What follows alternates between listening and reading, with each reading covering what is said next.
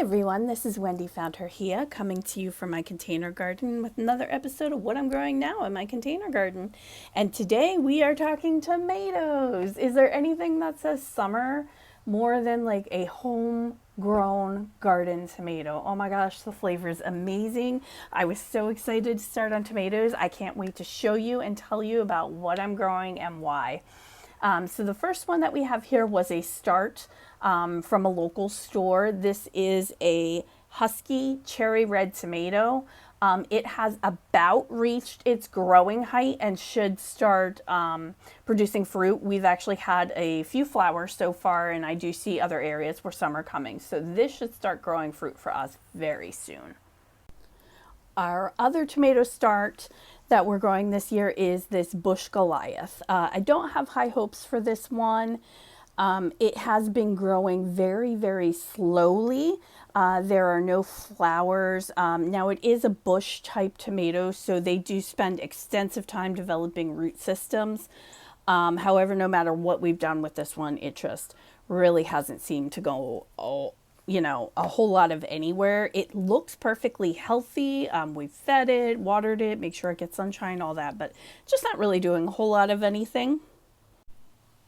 Then we did pick up some seeds for some container varieties that are known to do well here in Florida.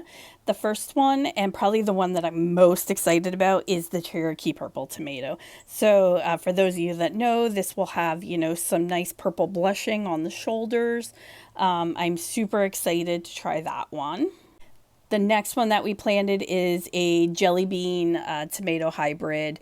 Unfortunately, this one, it did actually germinate, but the seedlings died back, and I decided not to replant because we have so many other tomato varieties going and we have a small space. So we'll replant this one at our next tomato season. And then lastly, we kind of got this one just to see what would happen. This one's called Mortgage Lifter.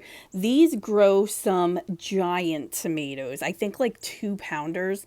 Now, generally when you plant them in containers, the plant itself as well as the fruit is generally lower. This one's kind of just more of an experiment, grow and see what, if anything, develops. But we're kind of excited to see some giant fruit if possible.